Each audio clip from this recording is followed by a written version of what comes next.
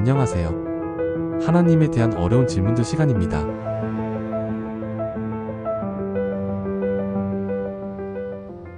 오늘은 왜 예수님은 베드로가 자신을 3번 부인하도록 허락하셨을까? 라는 주제에 대해 얘기해 보겠습니다. 베드로는 예수님을 누구보다 사랑했고 예수님이 잡히던 순간에도 저는 주님을 위해 목숨도 버리겠습니다. 라고 큰 소리쳤던 제자였습니다. 그런데 마지막 만찬 자리에서 예수님께서는 베드로에게 닭 울기 전에 네가 나를 3번 부인할 것이다 라고 미리 알려주셨어요. 이에 베드로는 깜짝 놀라며 설마요? 저는 결코 주님을 버리지 않겠습니다. 라고 자신했습니다. 정말 열정적으로 강력하게 주님을 지지한 베드로였죠. 하지만 정말 뜻밖에도 예수님이 체포되시고 난 그날 밤 베드로는 자신이 한 말을 기억하지 못하고 3번이나 예수님을 부인하고 말았습니다. 그리고 곧 닭 우는 소리가 들리자 베드로는 자신이 예수님께서 한 말씀을 잊어버렸음을 깨닫고 뼈아프게 통곡했습니다. 여기서 우리는 궁금해집니다. 예수님은 베드로가 자신을 3번 부인할 것을 이미 아셨고 또 그렇게 될 것임을 알려주셨습니다. 그렇다면 예수님은 왜 그 일을 허락하신 걸까요? 왜 미리 알리시고도 막지 않으셨을까요? 예수님은 베드로를 사랑하시는 분이셨기 때문에 차라리 막아주셨더라면 베드로가 그렇게 부인하지 않았을 수도 있습니다. 그런데도 예수님은 베드로에게 오늘 밤 닭 울기 전엔 네가 3번 나를 부인하리라는 말씀까지 해두셨고 실제로 베드로가 그렇게 하도록 허락하셨죠. 이 일을 통해 예수님은 우리에게 깊고 중요한 교훈을 주십니다. 오늘 이 시간에 베드로의 일화를 통해 우리는 믿음의 실현과 하나님의 섭리 그리고 예수님의 사랑과 회복에 대해 함께 살펴보려 합니다. 먼저 예수님이 베드로를 허락하신 이유를 찾기 위해 마가복음과 누가복음, 요한복음이 전하는 그 장면을 떠올려 볼까요? 베드로는 예수님을 따라갔지만 예수님이 체포되자 무서워하는 보통 사람의 모습으로 돌아갔습니다. 예수님이 끌려가던 곳, 대제사장의 궁정에서 제사장의 여종이 베드로에게 이 사람도 그분의 제자 아니요? 라고 묻자 베드로는 아니요, 모릅니다. 라고 대답했습니다. 이어서 또 다른 여종이 너도 그 사람과 함께 있었지 않느냐? 묻자 또 아니에요. 라고 부인하고 주변 사람들이 다가와 너도 저 사람을 알고 있지 않느냐? 고 묻자 또다시 모릅니다. 라고 대답했습니다. 이렇게 3번이나 제자 베드로는 주님을 모른다고 말해버린 것이죠. 그리고 바로 그때 저 멀리서 닭이 울었습니다. 베드로는 예수님께서 한 말씀을 떠올리며 주님 말씀대로 내가 방금 그분을 부인했구나 하며 마음속 깊이 뉘우치고 오열했다고 성경은 전해줍니다. 이 이야기를 들으면 누구나 베드로는 믿음이 약했구나. 어쩔 수 없었다고 생각할 수 있습니다. 예수님을 사랑한다고 말했던 베드로가 막상 위급한 순간에는 무섭고 당황해서 그분을 부인한 거죠. 그런데 예수님은 왜 그렇게 될 줄 알면서도 베드로를 막지 않으신 걸까요? 그리고 예수님은 왜 지금은 눈앞에 약한 우리도 멀리 꿰뚫어 보시는 하나님의 섭리에 따라 이런 일을 허락하신 걸까요? 첫 번째로 생각해 볼 것은 예수님께서 이미 베드로의 연약함과 두려움을 아신다는 점입니다. 사실 예수님께서는 베드로가 자신을 부인할 것임을 분명히 아시고 예언하셨습니다. 마태복음에서 예수님께서는 닭 울기 전에 네가 나를 3번 부인하리라고 말씀하셨고 누가복음에서도 똑같은 예고 말씀을 하셨습니다. 그리고 요한복음에서는 마지막 만찬 자리에서 베드로에게 똑같은 말씀이 전해집니다. 즉 예수님은 베드로의 마음속까지 보시는 분이셨기 때문에 베드로가 겁에 질릴 것임을 미리 다 알고 계셨던 것이죠. 그런데 예수님께서는 베드로를 향해 사탄이 너를 체질하려고 한다고도 말씀하셨습니다. 누가복음 22장에 보면 예수님이 베드로에게 이렇게 말씀하셨어요. 사탄이 너를 밀체질하듯 체질하려고 한다. 하지만 내가 너를 위해 기도했으니 내 믿음이 떨어지지 않을 것이다. 이 구절에서 중요한 점은 사탄이 베드로를 시험하고 싶어 한다는 사실이 예수님에 의해 알려졌지만 동시에 예수님은 베드로를 위해 기도해 주셨다는 것입니다. 즉 하나님께서 베드로에 대한 시험을 일시적으로 허락하셨지만 그 순간에도 예수님께서는 베드로의 믿음을 지키시려고 간절히 기도하셨습니다. 결국 하나님은 베드로의 믿음이 완전히 꺾이지 않도록 하셨던 것입니다. 예수님이 베드로를 허락하신 또 다른 이유는 바로 베드로가 자신의 약함을 뼈저리게 깨닫도록 하기 위함이었습니다. 평소 베드로는 자신이 얼마나 강하고 용감한지 스스로 믿고 있었습니다. 저는 주님을 위해 목숨도 아끼지 않겠습니다. 라고 말할 만큼 자신감이 넘쳤죠.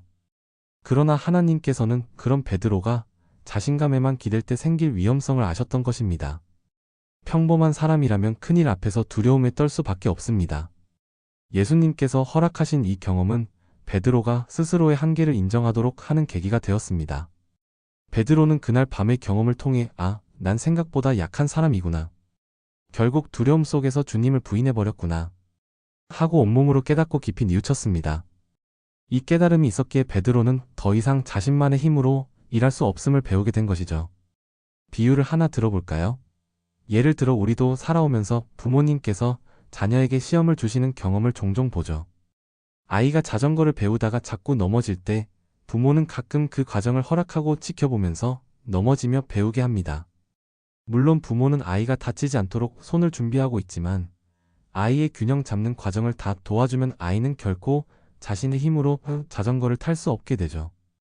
비슷하게 예수님은 베드로가 믿음의 자전거를 제대로 탈 수 있도록 베드로가 넘어지고 다시 일어나며 스스로 믿음의 균형을 잡도록 허락하신 것이나 마찬가지입니다. 이 과정에서 베드로는 하나님, 저는 혼자 서 있는 줄 알았지만 사실은 두려운 존재였어요. 주님이 아니면 제 믿음이 무너집니다. 라고 깨닫고 하나님께로 더 깊이 나아가게 된 것입니다. 또 다른 이유로는 예수님께서 베드로를 훈련시키시고자 하는 뜻이 있습니다. 베드로는 장차 교회의 중요한 지도자로 세워질 사람이었습니다. 그러나 그가 단순히 사람 앞에서 자신감만 넘치는 것이 아니라 진정한 겸손과 사랑으로 세워지기 위해서는 때때로 시행착오도 필요한 법이죠. 예수님은 이미 부활 후에 베드로에게 네가 나를 사랑하느냐 하고 3번 물으시면서 베드로를 다시 일으켜 세우셨습니다. 그 질문 속에는 네가 3번 나를 부인했지만 그래도 네가 나를 사랑하는구나라는 회복의 메시지가 담겨 있습니다. 결국 예수님은 베드로에게 3번의 부인이라는 쓰라린 경험을 허락하심으로써 나중에 3번의 사랑 고백을 이끌어내신 것입니다. 이는 사도 요한복음 21장에 잘 나타난 사건이죠. 즉, 베드로의 실패는 그 자체로 종결이 아니라 더 깊은 회복과 사명으로 이어지는 과정이었습니다. 예를 들어 성경에 나오는 다른 위대한 인물들을 보세요. 사도 바울도 처음에는 교회를 박해하는 열렬한 사람이었습니다. 그가 다메섹 길에서 예수님을 만난 뒤에는 오히려 교회의 수호자가 되었어요. 또는 이스라엘의 대표자였던 다윗 왕도 큰 죄를 지었지만 진심으로 회개한 뒤 하나님께 크게 사용되었습니다. 이처럼 하나님께서는 누구에게든지 약점과 실패가 있는 것을 아시고 그것들을 통해 사람을 더 단단하게 세우십니다. 베드로 역시 예외가 아니었습니다. 베드로의 3번 부인을 예수님이 허락하신 것은 베드로만을 위한 일이 아니라 우리 모두를 위한 교훈이었습니다. 우리 역시 믿음 생활에서 넘어지고 깨지며 배우는 과정을 겪기 때문입니다. 그런 연유로 이 장면은 우리에게 하나님의 섭리는 때로 이해할 수 없는 시험도 허락하신다는 사실을 가르쳐 줍니다.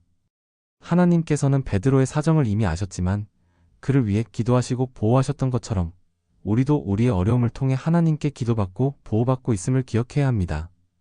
또 한 가지 중요한 것은 예수님께서 그 순간에도 베드로를 포기하지 않으셨다는 점입니다. 예수님은 베드로가 자신을 부인하던 바로 그 순간에도 곧장 베드로를 저주하거나 내치지 않으셨어요. 베드로가 3번 모른다고 답한 뒤 닭 울음소리를 듣자 베드로는 두려움과 부끄러움에 온몸을 떨며 울었습니다. 그때 예수님의 마음은 어떠셨을까요?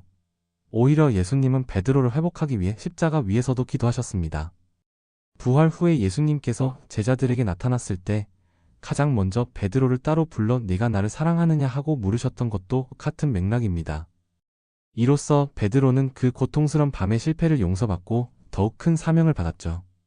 우리가 살다 보면 베드로처럼 자신을 자랑했다가 뜻밖의 무너지는 순간들이 있습니다. 예를 들어 우리 중에도 가슴에 하나님 사랑을 가득 품고 힘차게 믿음을 고백하던 분이 작은 어려움 앞에서 믿음을 내려놓고 싶었던 적이 있을 것입니다.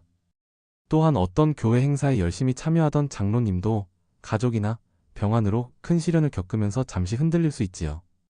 또는 어느 열정적인 전도자였던 분이 오히려 사람들의 반대와 위협 때문에 주저앉아 버릴 수도 있겠죠. 이런 경험을 하신 분들도 있지 않을까 생각합니다. 저도 한 신앙 형제로부터 이런 얘기를 들은 적이 있어요. 나도 목사님처럼 확신에 차서 하나님께 의지한다고 말했는데 실제로 너무 큰 문제를 만나자 진짜 겁에 질렸어. 그때 그야말로 난 작은 인간일 뿐이란 걸 깨달았지. 라고 말입니다. 그 형제는 베드로처럼 처음엔 자신의 의지를 과대평가했다가 막상 어렵고 절박한 순간에 겁이 나서 하나님 앞에서 작아진 자신을 발견했습니다. 하지만 그런 실패를 겪은 뒤 그는 더욱 겸손히 하나님의 손을 붙잡게 되었고, 나중에는 그런 경험을 통해 다른 이들에게 위로와 힘이 되는 증인이 되었습니다. 우리 모두의 삶에도 이와 비슷한 맥락이 적용됩니다. 하나님은 오직 우리가 완벽하다고만 생각하지 않으십니다. 오히려 우리의 약점을 통해 더 큰 힘을 드러내시고 겸손한 마음과 믿음을 배우게 하시는 거예요. 베드로가 3번 부인함으로써 완전히 깨져버렸다면 비극이었겠지만, 하나님은 그 실패 뒤에 성장과 회복이라는 계획을 준비하셨습니다. 예수님께서는 베드로의 부끄러운 실수 후에도 그를 부르시고 사도 요한복음 21장에서는 양을 먹이라는 사명을 맡기셨죠. 이처럼 하나님의 선하신 계획은 우리의 실수로 멈추지 않습니다. 이제 결론적으로 생각해보면 예수님이 베드로의 부인을 허락하신 것은 베드로 자신뿐 아니라 우리 모두를 향한 하나님의 사랑의 표현이었습니다. 하나님은 베드로를 통해 일어난 일을 막을 수 있었지만 오히려 그 부인 사건 자체를 통해 우리가 깨달아야 할 교훈을 주시고자 하셨습니다. 베드로는 그 경험을 통해 자신의 연약함을 알았고 더 깊은 회개와 믿음을 배우게 되었습니다. 그리고 결국 예수님은 그를 교회의 반석이 되게 하셨습니다. 이 모든 것을 통해 우리도 하나님의 말씀과 계획을 신뢰하게 됩니다. 성경이 예수님에 관해 전하는 이야기는 단순한 과거의 사건이 아니라 오늘날 우리에게도 동일하게 적용되는 살아있는 가르침이니까요. 그러므로 이 베드로의 이야기를 통해 배울 점은 우리가 때때로 약하고 실패할지라도 하나님은 절대로 우리를 떠나지 않으신다는 것입니다. 그리스도께서는 우리의 최고 친구이시며 우리가 잘못을 할 때도 이미 아시고 계시지만 그를 통해 더욱 성숙하도록 인도하십니다.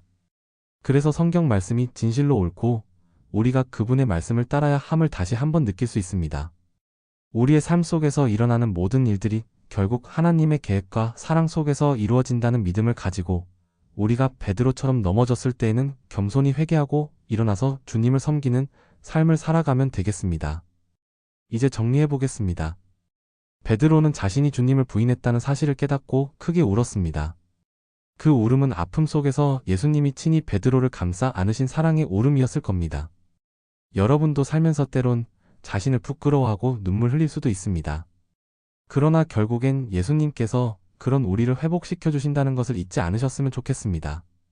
예수님은 결코 우리를 포기하지 않으시며 우리를 통해 당신의 뜻을 이루어 가십니다. 그렇기에 마지막으로 우리는 확신을 가지고 고백합니다. 베드로의 이야기를 통해 우리는 하나님의 사랑과 은혜, 섭리의 깊이를 다시 깨닫습니다. 성경은 언제나 옳고 그 사랑은 변함없기에 우리도 그 은혜를 따라 살아가는 사람들임을 믿고 따르기로 다짐하는 것입니다. 오늘 내용이 여러분의 신앙생활에 작은 힘이 되었으면 좋겠습니다. 감사합니다.